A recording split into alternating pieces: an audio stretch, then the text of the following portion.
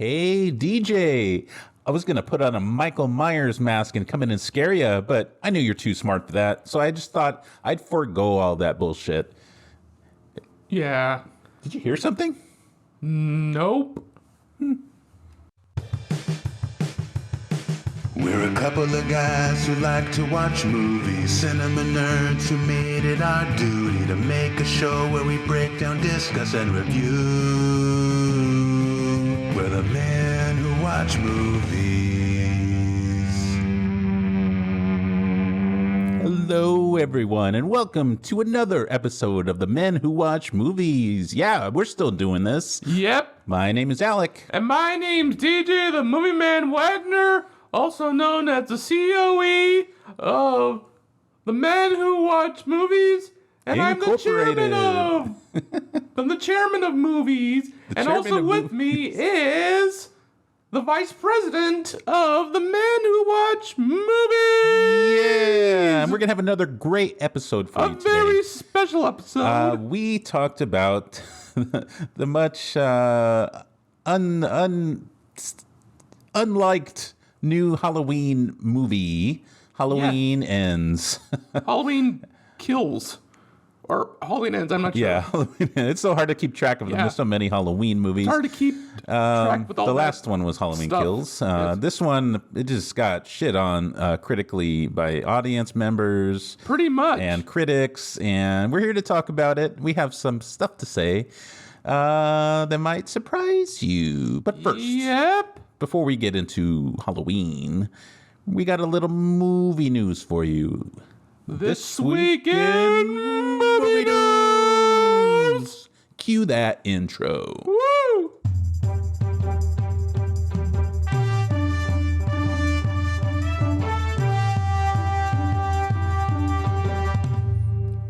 All right. My first bit of movie news about the legendary Bill Murray. Apparently, he has been. I'm sure you've heard stories about him being a wild card on set. Oh yeah. They sometimes call him the Murricane. Oh yeah, I've heard about that. And it's been coming out a lot lately, especially lately. What's up with Bill Murray lately? That he's been inappropriate. And I could believe it because he's. Why? What happened? What's he been doing inappropriately? So Bill Murray allegedly kissed and straddled a female production staffer, causing the movie that he was working on to be halted. So that's way out of line. Even though he's considered a legend, that doesn't excuse his behavior. He's considered a legend, but that's inexcusable, Mr. Murray. Yeah. Inexcusable. And he tried writing it off as like, oh, I thought I was just playing around, but it wasn't taken that way. I feel bad, and he's been reflecting on his behaviors, but he knows what he did. He's being stupid. Oh yeah. Speaking of that, actually, I saw Ghostbusters with Aaron on Flashback Tuesdays. Oh yeah, I heard about that. Oh yeah, very, very awesome. It's just the nostalgic quality, the nostalgic memory, the actors, the comedy. It's hilarious. Dan Aykroyd, for those of you who don't know, he knows about the paranormal and whatnot, and his grandfather from a long, long time ago used to know about ghosts and whatnot and paranormal stuff and whatnot, and he's recently passed away, so we're gonna miss you, good sir. Definitely. Not Dan Aykroyd, but you're saying his dad passed away. Oh yeah, his paternal grandfather. Yeah. I love little fun facts like that. Therein lies the conundrum, because you have a movie that's, celebrated as much as Ghostbusters is, and you have Bill Murray acting inappropriate, and he's been known to be difficult. Of course, he had a long time feud with Harold Ramis.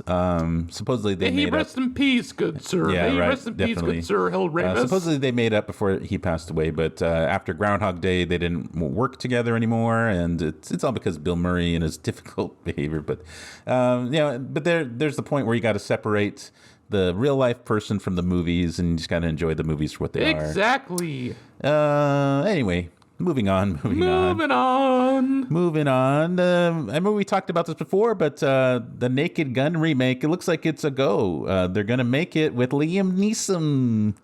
Wow, Liam Neeson. Wow, that should be awesome. And it's reported that Akiva Schaffer is set to direct. I didn't have a chance to look up their directing history, so I'm not sure what else they've done. But what do you think? What do you think about the Naked Gun? It looks awesome. The originals were awesome. Oh, the originals were awesome. What You do you got think? Ricardo Montalban. You got that guy. That guy. Yeah, you got that. I mean, of course, the legendary legendary man Leslie himself. Nielsen. Oh, the legendary Leslie Nielsen. May he rest in peace. And then you got, of course, George Kennedy. Oh yeah. And then the ever controversial OJ. Oh yeah, O.J. Simpson. So we'll see what happens with this movie. I did not need a remake. I mean, the originals were hilarious. Yep. They serve, and with Weird Al Yankovic. Oh yeah, starring in cameos. Yeah, that'd be funny if he pops up in the new ones. Oh hell yeah! I mean, he's because, famous. Of course, we know that we have talked about this in one of our previous episodes. But what's his name from Family Guy? Seth MacFarlane. This is his brainchild to bring back the Naked Gun from the dead. And I mean, he has a really, love of nostalgia. Of course, we see a lot of movie references in Family Guy and all that. Oh yeah, a lot of classic movie references, so like planes, trains, and automobiles. That's right. He referenced a lot of stuff in his work. So hopefully he brings back some of the stuff that we loved about the original. Oh yeah, makes reference to it. But he's also doing a not many of you know this, ladies and gentlemen, but he's actually a fan of Frank Sinatra, and he's actually portraying himself as Frank Sinatra when he sings. Oh yeah, he does. Yeah, he kind of does sound like Frank Sinatra. I saw a YouTube video, and it showed Frank Sinatra singing and Seth MacFarlane singing. So it went back and forth, and they sound actually pretty good. Oh yeah, he's a pretty good singer. He comes up with all these creative. He does a lot of singing bits in his work and stuff like that. He's so creative that he should play Frank Sinatra. Hey, maybe. Have you seen what's that? It's like a Star Trek kind of show, but it stars Seth MacFarlane. The Orville. The Orville. Have you seen that? It's pretty. Oh yeah, I heard. I saw it. It's pretty awesome. They just brought it to Disney Plus. Oh yeah, I gotta finish watching it. I've only seen like a few episodes, but it was pretty good. It's really good. Seth MacFarlane, he has the creativity, but well done, Seth. Hey, you're funny. All right, moving on now. We have some news in Transformers world. Haley Steinfeld, who was in Bumblebee, she's set to reprise her role as Charlie Watson in Transformers: Rise of the Beasts. What do you think about that? Oh, it's going to be awesome. I think so. A lot of nostalgic quality. Not many of the fans know this, but Orson Welles, the late Orson Welles, he actually voiced Unicron in the late 80s Transformers movie. Yeah, I think we mentioned that in the last episode. His voice was so tired because of his aging and whatnot. Yeah, he's probably drunk on wine too. Yeah, but may he rest in peace. What a legend that man is. Definitely a legend. Definitely. Anyway, not to get too off topic here. Yeah, I think. Like I said, I voiced my reservations about this movie because I know they're making a lot of changes to it, and they're trying to introduce characters from the Beast Wars, I believe. And I don't know. I like the Beast Wars a lot, so I don't know if they're going to do it justice. Yep. But Haley Steinfeld's a good addition to the movie, and she was really good in the Bumblebee movie. So, that's a positive about it. Oh, yeah. We got to stay positive. Wasn't there supposed to be like a movie called Transformers: Rise of the Dinobots? Well, this one, maybe at one point. That sounds familiar, but... this one is Rise of the Beasts. So I heard about that, but I recently heard about Transformers: Rise of the Dinobots, and I don't know what that meant about, but I assumed that it was in some of the Dinobots in one of the other movies. The one where the Last Night, I think so, something like that. I stopped watching him. I stopped watching him after the second movie. Or the Age of Extinction. It had a little bit of a dinosaur where Optimus Prime was riding a dinosaur with a sword. Something like that. I mean, They he's just got pretty too much for me. Okay, next bit of movie news. The first trailer for Creed, Creed 3, starring Michael B. Jordan has debuted. Have you seen it? Oh yeah, and it's a holy moly Amazing. movie It looks trailer. amazing. And it has Jonathan Majors. He's set to be like the antagonist of the movie. He's Damien? like super ripped. Oh yeah, but the thing is that Stallone is not in this movie because That's fine with me. his character, all died about from Creed. cancer, and of course they mentioned Carl Weathers, Apollo Creed, the great thespian himself. Oh yeah, definitely. yeah. They He make is so a reference to him when you see his headstone. You see Apollo Creed's headstone. But yeah. I mean, this looks amazing, and of course, Jonathan Majors. For any Marvel fans, he's going to play Kang, and he just absolutely ripped. A lot of people are making jokes online that he's going to kill Ant-Man because, he looks so strong. This is gonna be great. Looking forward to that. And lastly, for our last bit of movie news, we have some sad news. Robbie Coltrane, the actor who portrayed Hagrid in the Harry Potter movies, he has passed away. I heard about that. He made his last video and said, I won't be here, but Hagrid will be here. Yeah, it was in the Harry Potter reunion. That was really sad. And of course, they think this is the 20th or the 30th, 40th anniversary of Harry Potter. Yeah, it's got to be like 30. No, I forget. I don't know. But I don't feel like doing math today. no, it's Not a okay. smart man. But it's up there in age, and then it's definitely like you said, even though he's not here anymore, he'll definitely be remembered forever for that role. And of course, I remember him and you remember him from Blackadder, with the TV show with Rowan Atkinson. Oh, Black Eyed Christmas? Yeah, and he was in other episodes of Blackadder as well. But... all right. I'm shifty at this. Oh, okay. Horrible, ain't it? What a pig! Random. All right, this ends this week in movie news. Now let's get on to the main show. Let's talk a little Halloween. So overall, what did you think about this? Now, I'm going to warn people, I originally wanted to do these podcasts without spoilers, but they're going to slip out. So if you haven't seen it, just try to avoid it. And if you've seen it, join us for the party. And if you don't care, join us. We're going to try our best to keep the biggest spoilers to the end. We're going to try to keep but no we'll try guarantees. to contain our spoiler appetites or whatever. Yeah. That's what an interesting word to use. Yeah. Anyway, so what did you think about it overall? Oh, it was awesome. It's high octane. You got that John Carpenter music. Yeah, I like the classic, how they have like the classic style intro Oh, then of course, of the movie. of course, when Michael Myers, attacks, Laurie, which is played by, the great Jamie Lee Curtis. Oh yeah, so And of course, supposedly this is like her final one, flashbacks right? are happening. So when they're happening, Jamie Lee Curtis is young, and then now she's like, Older. old. You Snow White hair, but still going strong. Yeah, so supposedly this is her last one, right? Oh yeah, some people say it's they don't know yet, but I heard that we'll discuss and see what happens. I heard that there's like new beginnings, but I heard that there might be something that you might be narrated in another Halloween movie. Possibility. I am not sure. You never know. Everyone always say this is their last one, and then they always come back for more. Well, it is her last one, but who knows that the daughter in the that's last true. Halloween movie, she might be in there. All right, so I thought, like I said, I've been seeing a lot of hate online and saying it's the worst one ever. I actually didn't mind it. It wasn't really that bad. I've seen way worse movies. This one it had some interesting stuff in it. Definitely wasn't amazing, Interesting but plot line, but the beginning was a little too strange. yeah, I thought it was okay. Well, yeah, well, It was surprising. It was surprising. Must say. Yeah. Woo! It starts with a babysitter, which this Corey it's got a Cunningham. a recurring theme. Corey Cunningham. Interesting name. I feel I haven't heard that name Corey in a while.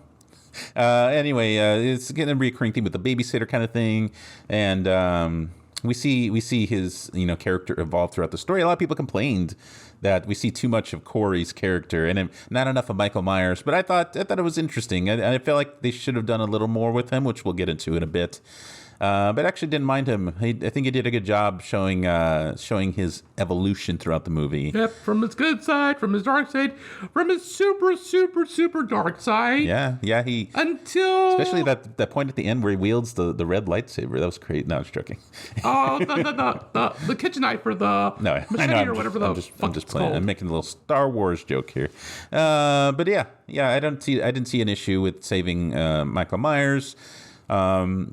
It's like we know all about Michael. We've seen him in like a billion movies, and I know that's the point of the Halloween movies, but there was a little bit of a shakeup, and it was, I kind of enjoyed it. But all in all, awesome movie, and of course, great nostalgia.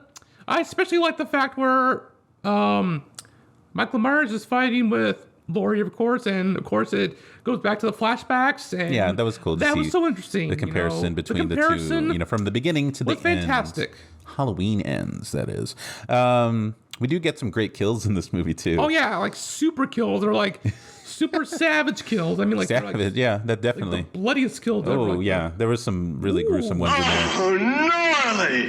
There were, I think they were worthy of the Halloween title. Honestly, I don't get the hate. It was just okay. It wasn't like super great, but it wasn't the awful movie everyone made it out to be. Okay, so the movie starts in Halloween night 2019. We see Corey. He's going to babysit this kid from this family, I guess that lives in their area, and the kid's a brat. Pretty much. He's annoying. He wants to, he was watching movies with the kid. They're watching The Thing from the 80s, and he's like, this is inappropriate. You shouldn't be watching this. How about we, we play some hide and seek, and then you go to bed. Your parents are going to be home soon. You should get to bed. And he's like, I don't want to play hide and seek. I want to do what I want to do. And then he goes running off and disappears in the house. Corey goes looking for him, and like a jerk, the kid locks him in a closet.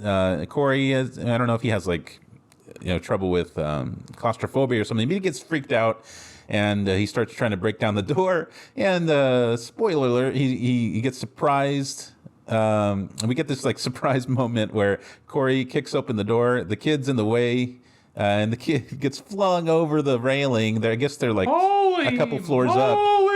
He gets knocked down the railing of the staircase, and he goes all the way to the bottom and breaks his head and dies. I had no idea that was going to happen, but that took me by surprise. I did not expect that. I thought that Corey was going to be like an attempted victim of Michael Myers, but turns out Corey accidentally killed a kid. And then of course there's a point where there's a bunch of noises in the house, and Corey grabs a knife, and so he's walking around the house with a knife, and that's when he gets locked in the closet by that idiot kid. And then of course the kid's bleeding all over the floor because he fell a few stories down. And then of course the mom shows up, and the dad shows up, and then she thinks he's there holding a knife, and he's bleeding out on the floor. Of course she thinks that he murdered him, and they went to trial. I think he got like manslaughter, right?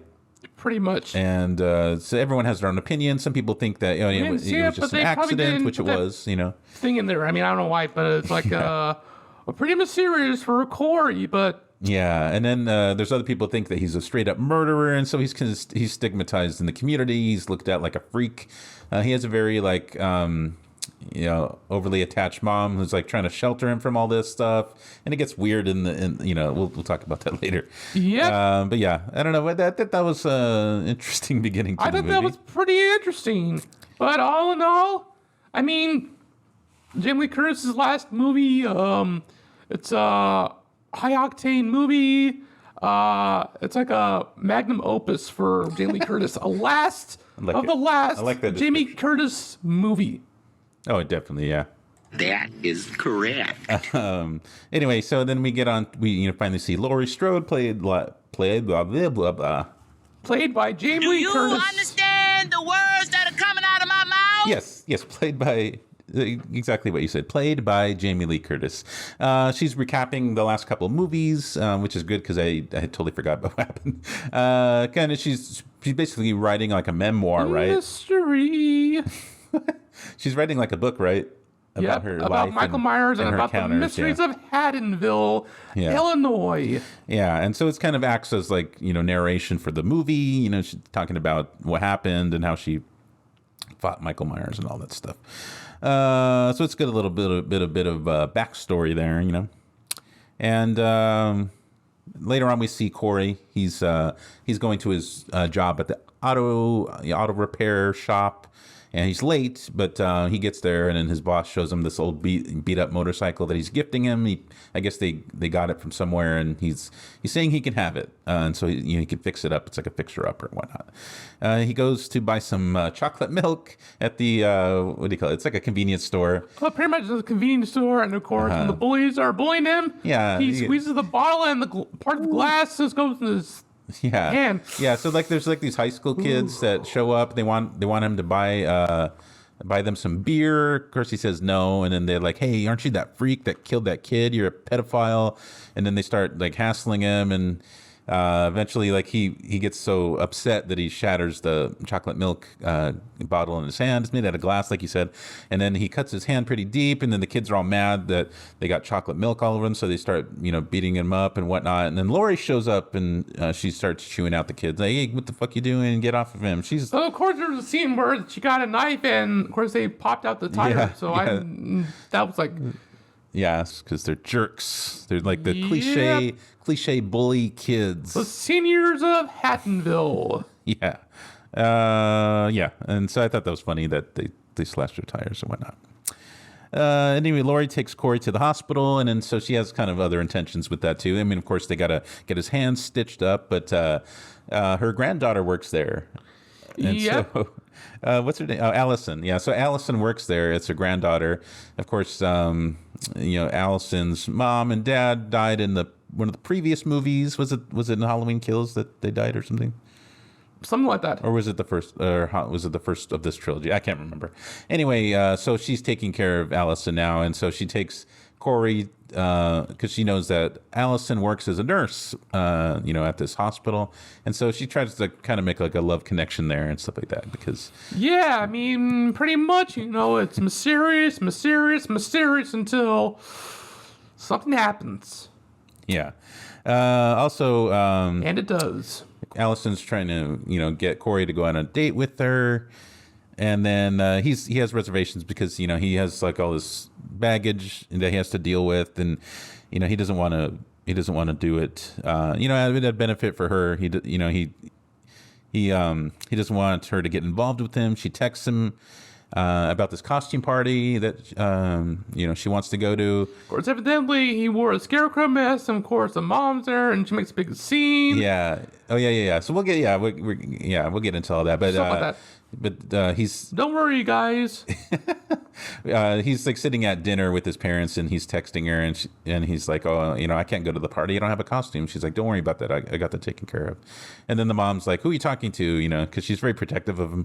And then he's like, "Don't worry about it." And then she's like, "Don't keep secrets from me. Boys who keep secrets don't get custard for dessert." I don't know. There's some weird shit going on with him and the mom. Weird dialogue. Yeah. Lori meets with who's that guy? Corey? No. It's like that guy. The cop? What is he, like a sheriff? He's like a retired sheriff or something? He's like a retired sheriff? Doug the sheriff. Doug. Okay. At the grocery store, and there's kind of like a thing going on between them two. They're just kind of updating each other on what's going on. And then this seems like a little bit of a spark there, right? Because it seems like they're flirting a little bit almost. Anyway, I don't know. That was just like a little bit of a side story. Corey goes to the Halloween party with Allison. They start dancing. They start bopping and raving. And it just so happens that the mom of the kid that he was babysitting that died is there, and she starts like berating him, like, well, "Oh, look at you having fun when you killed my kid. What right do you have to be here, having fun?" And it triggers him, of course. And then he gets pissed at Lori. Not Lori. He gets pissed at Allison because he's like, "Well, I told you, I didn't want to come. Why'd you bring me here and you put me in this position? And, I don't want anything to do with you." And he goes storming off. And later he goes to apologize. But, it triggered him, It's like he expected to go have a good time, and then he gets... Well, stuff happens in those movies, Yeah. he gets never slapped in gonna the face know. with his past. It's You know, and it some wasn't stuff. his fault. Some weird stuff in there, but all in all, pretty good movie Yeah. so far. Definitely. And then it got real dark all of a sudden. Spooky. I think the clouds are rolling in. Anyway, he's after he storms off after getting in that fight with Allison, he runs into those jerk high school kids while he's walking home. They start hassling him again, and the guy's like, "Oh, you know, if you shake my hand, you know, all will be forgiven and whatnot." And so he leaves him hanging, and the high school kid gets pissed. And then Corey, to defend himself, he pulls out a knife, but he gets it slapped out of his hand, and then they beat him up. They throw him over like a railing of there's like a little ditch area. Yep. Almost reminds me of like it's parallel between him, you know, and then when that kid accidentally fell over the railing. Although this time it was an accident, the bullies pushed him over the railing onto like this little ditch area underneath you know, like an underpass, and then. There's like a homeless guy there, and then mysteriously, Corey gets dragged off into like the sewers. Is it a sewer monster? No, it's no. Michael Myers. He's a sewer dweller. Apparently, he's like the lizard. Anyway, and then at some point when Corey he comes to, like he escapes like the sewer and he sees Michael Myers there. I think he tries like choking him or something, right? Yep. And he escapes the sewers. And then the homeless guy, I think he was like helping Michael Myers like bring people into the sewer, right? Yeah. Because he's like, you know, he's trying to drag him back in or something. I forget what he says to him. But he's like, get back in there. And and then Corey ends up stabbing the guy with a knife. And then I think he starts. It's almost like where it starts his turn from you know, from someone who's like isolated from the town and you know, stigmatized to being like something a little more sinister. Because he kind of gets a taste for that. But we'll get into all that. So he kills the homeless guy and he runs off and he goes and meets with Allison. And then, but before they meet up, we see Allison with the doctor that she works for. And he kind of treats her like garbage and whatnot. And she was set to get this promotion to like head nurse or I forget the position name. But then she ends up losing the position to some other nurse that apparently Deb or some name like I that. forget her name, but you could tell that she's getting frisky with the doctor. Yep. And then that's why he gave her the job. And yeah, so that's no good. That's no good. Corey goes to see Allison at her house, says that he's sorry. At first, it looks like she doesn't want to hear it, but then they end up going on a walk together. He actually tells her that he killed someone, but I don't know. She kind of just brushes it off. I don't know if he was referencing the homeless guy that he killed or if he was referencing the kid that got killed. I don't know. I have no idea. But anyway, he takes her, which is weird. He takes her to the house of the kid that died, and it's like abandoned now. I don't know why it's abandoned. But it's like a big house, a big nice mansion type house, and he takes her there, and it's like it's empty, full of cobwebs, and he tells her a little more in-depth detail about the story, what happened that night, right? Pretty much. Yeah. It's just a weird, I don't know why he would take her there. That's odd. I think that would be like a red flag. Anyway, and then Corey, you know, and Allison are kind of a thing now. And Lori actually goes and talks to Corey's mom about Allison. And, you know, she's not really like having it. I guess she's like, oh, what, you know, was that, you know, I figured that's what was going on. That's why he's not, you know, that's why he's not home lately. She's like, whatever, he's a grown man, he can do whatever he wants. But you can tell she's not happy about it. Anyway, Allison and Corey, they go to a restaurant. They get approached by who's that guy? Doug the sheriff. Well, I'm so confused. So now the older guy, was he like the former sheriff, and this is like the new sheriff or something? In a way. I don't know who he was. Like that. I have no idea. I totally forgot. I don't know. I haven't seen the other movies in a long time. Drawing a blank. So I'm a little lost. Anyway, there was a guy. They meet up with. There was like a group of people sitting at a table, and he knew Allison somehow. And they invited her over because it was somebody's birthday. They're having sponge cake, and then she's like, "No, I don't want. You know, I'm good. I'm busy here with. You know, I'm with somebody right now." And she's like, I don't want to. And then he kind of doesn't back off. And then Corey gets like really angry, and he's like, she said no. And then he like gets in his face and gets all tough guy on him. And so that's like, you can see his personality heightening, because beforehand he was a lot more reserved, and now he's like Pitbull on the attack. Yep. Something's going on in Very his brain. angry. Yeah. And he tells him to back off, and then the guy does, and stuff like that. And then that same guy that was trying to push Allison to have some sponge cake, he goes and he stumbles upon the dead homeless guy that Corey had killed. And then Corey is there. He actually, I don't know when he went back, but he ambushes the guy, and he disappears into the sewer and kind of leads that guy into the sewer. Like he's like the one now leading him into a trap, and he's searching for him, and he sees Corey just standing there in the shadows. All of a sudden, Michael Myers comes out and attacks that guy, and then he kind of like uses it as a learning experience. He's like, I think he asks him at some point, and he's like, show me how to do it, and then he watches Michael Myers stab this guy to death, and he's just kind of observing and absorbing, and then you can see like he's just becoming fascinated with the idea of killing. It's sinister. And it's insane, but he's been ostracized for so long. I feel like this is his way of kind of getting back. And so he's seeing Michael Myers as like some kind of mentor, right? Like, in a way, yeah. Like he wants to be Michael. No good. That's no good. Yeah. Anyway, Corey goes to Allison, and they're talking about things. Allison is mad at the doctor because he gave her promotion away to the nurse that he's sleeping with, and then Lori reveals, because there's some point when Corey's talking to Allison, you can see Lori looking in Corey's eyes, and like she sees something sinister in there, and later on she's talking with a bartender that she knows. And she's talking about how she sees Michael's eyes in Corey's eyes. And she knows something's going wrong. She knows that she knows that something sinister is going on. And it's no bueno at this point. So she's kind of ahead of the curve here. She sees the turn coming, and she's trying to get ahead of it here. So anyway, the doctor, his name is Dr. Mathis. We see him. He takes the nurse to his house, and they're gonna do stuff. They're gonna, of course, because he's a pervo, and she's just trying to get ahead in her job, and she probably doesn't like him that way, but she makes a comment when she goes to his house, like, "Wow, this house looks so rich." She just wants in on that moolah. Anyway, the nurse finds a present on the table. It's a robe, and she puts it on, goes to get in the shower, and he's like setting up outside. He has like a fire pit going, and then she hears some screams. She hears commotions and a scuffle going on outside. Dun dun dun. And it turns out that she sees Corey in a scarecrow mask. He's trying to emulate Michael with the mask and everything. I really like that. I really like that kind of turn.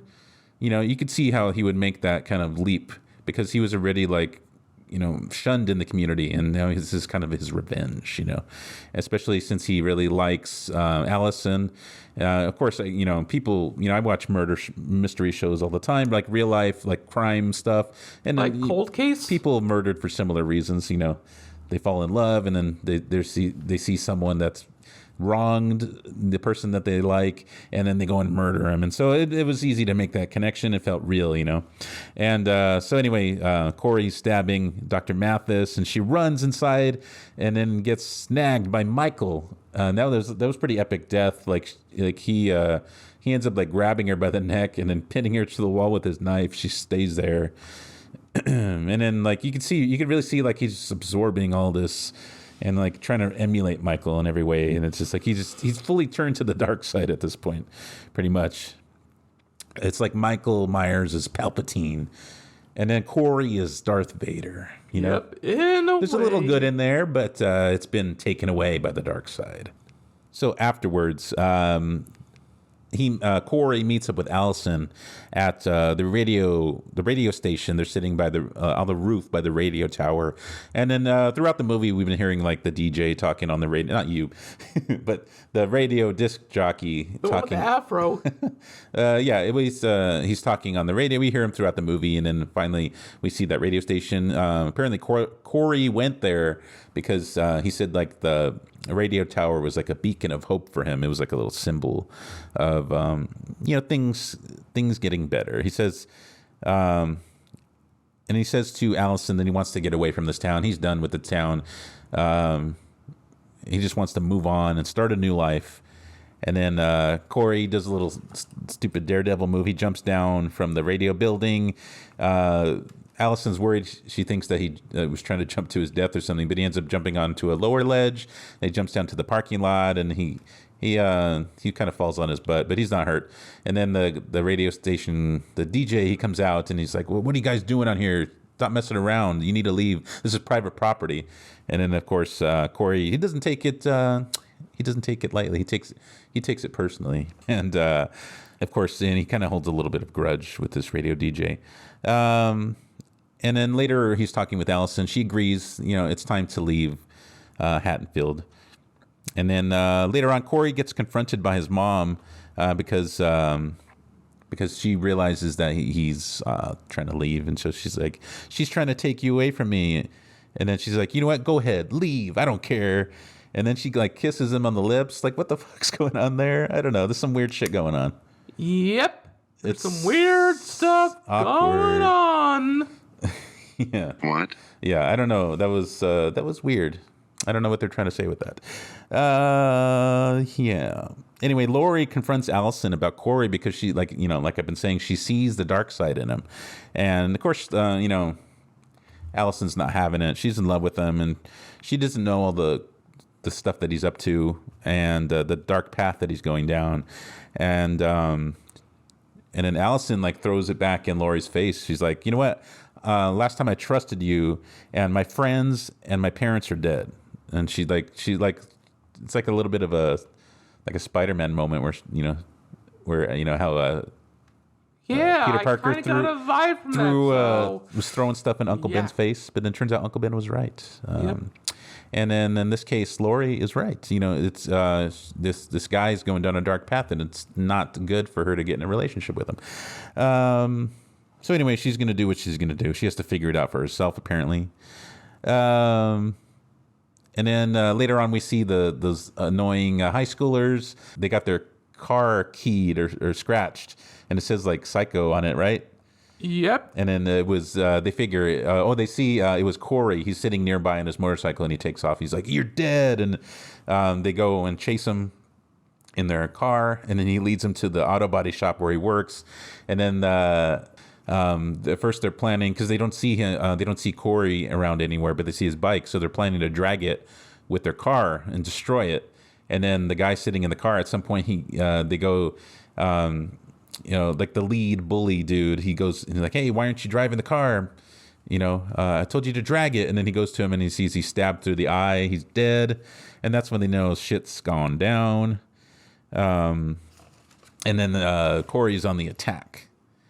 And then we see all of a sudden he starts trying to run them down with a freaking tow truck. What did you think about that part? That was pretty gruesome. Oh yeah, no doubt, that was gruesome.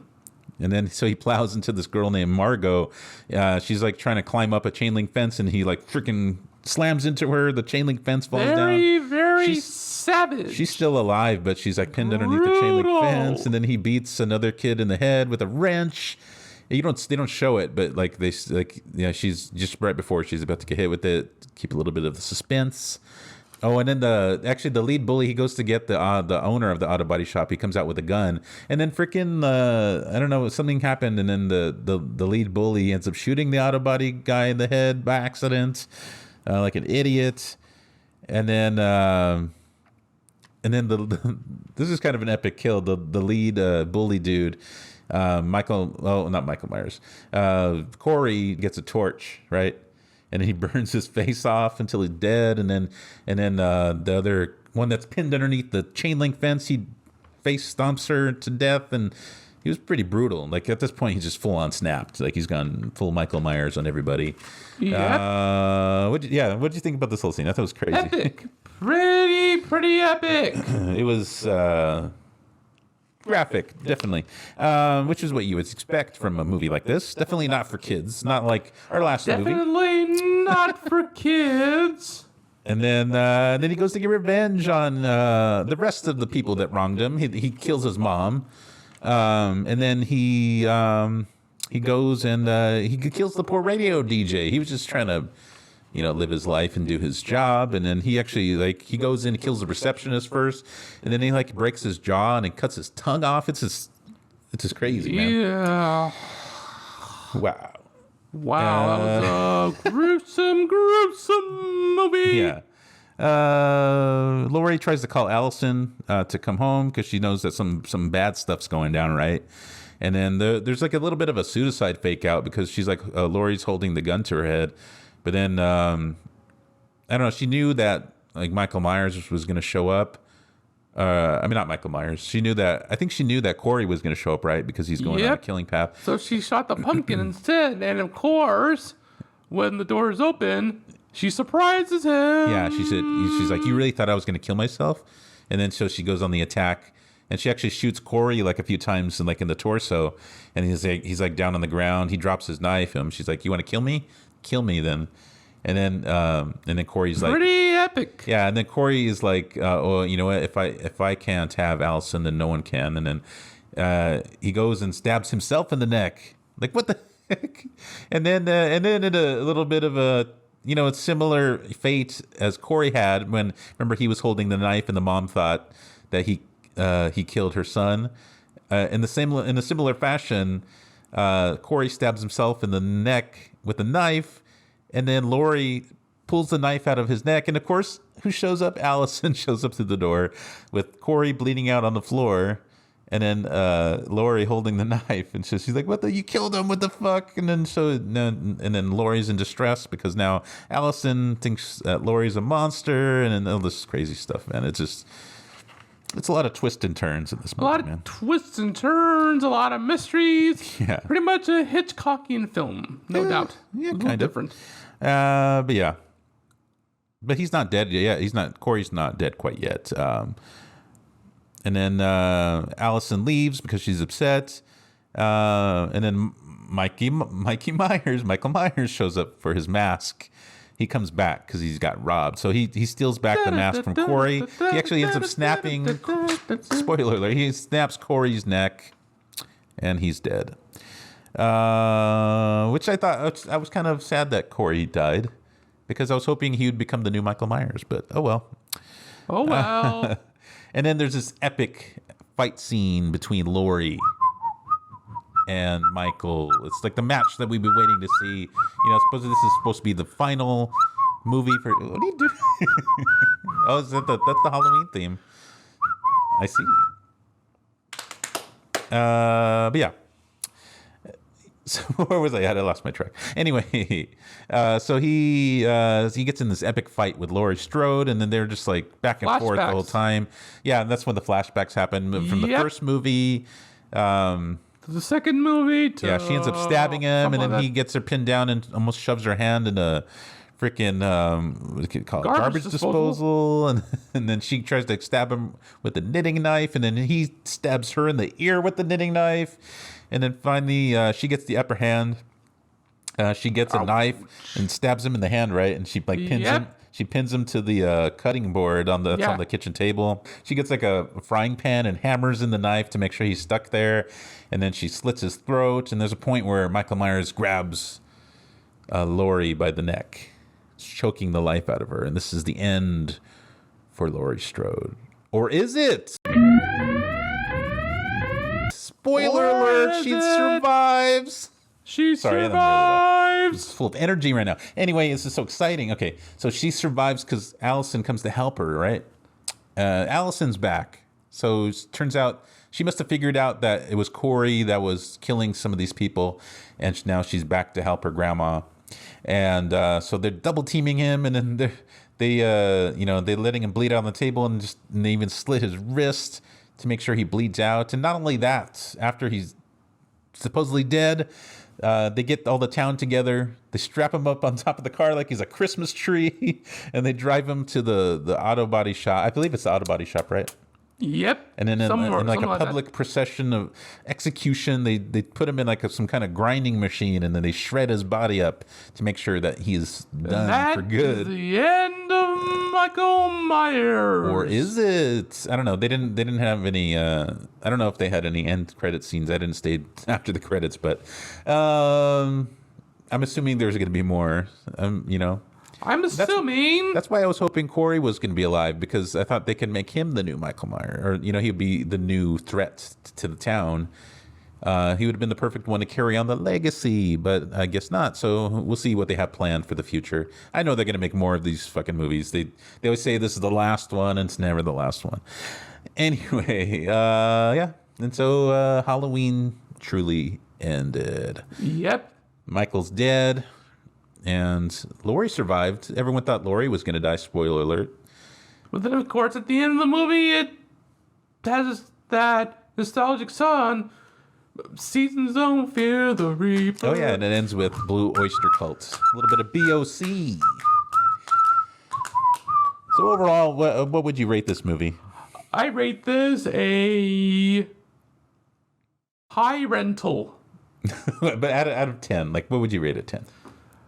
I rated 10 out of 10. That's a bit high, but you're usually very like all in on a movie, so I mean, I get that. Well, for its score, for its I would say out of 10, I would rate it a 6.5, which is pretty good, compared to like what people are rating it. A lot of people are saying this is the worst Halloween movie. This is the worst movie ever.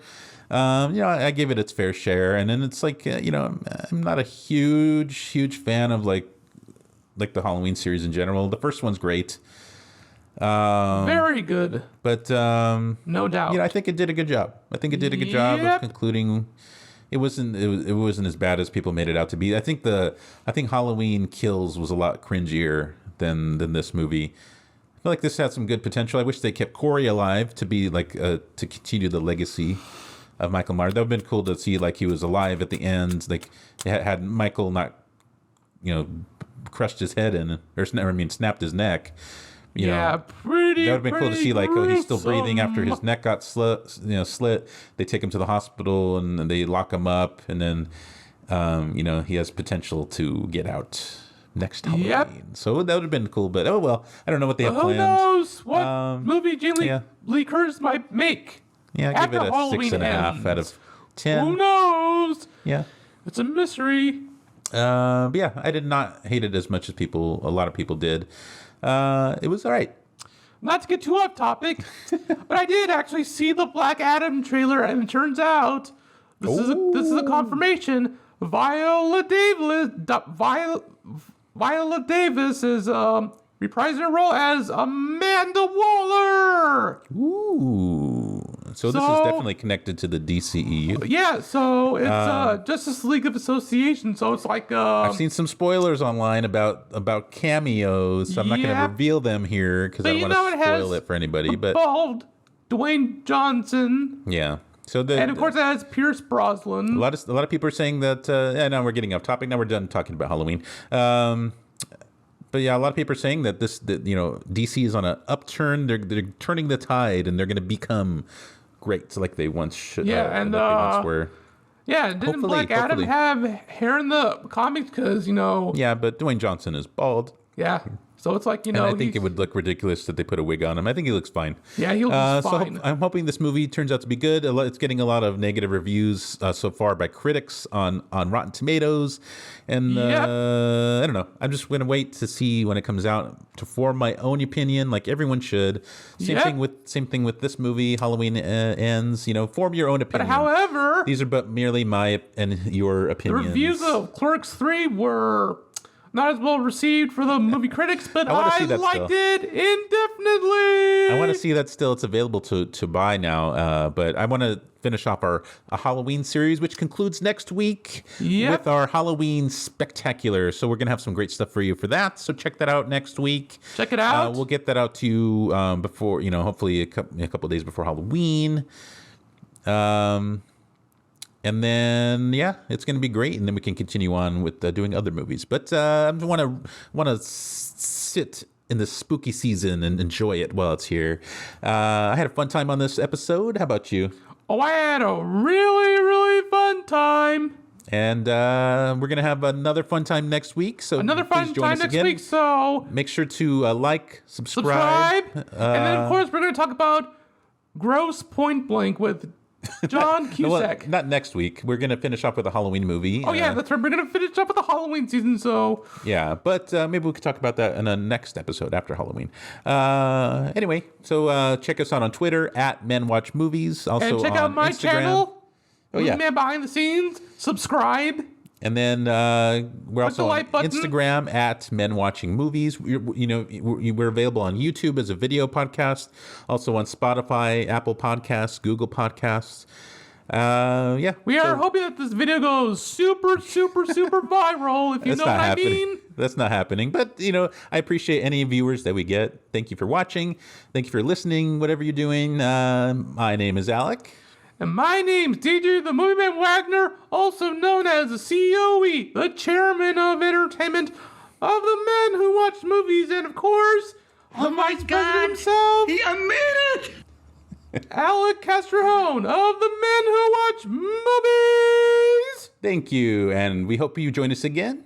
And please remember to keep on watching. Thank you, everybody. Goodbye.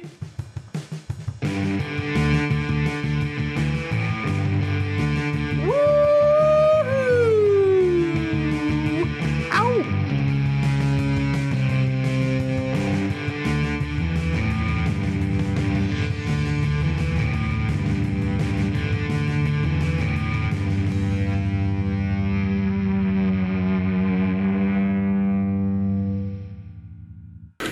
Boys who keep secrets don't get custard for dessert.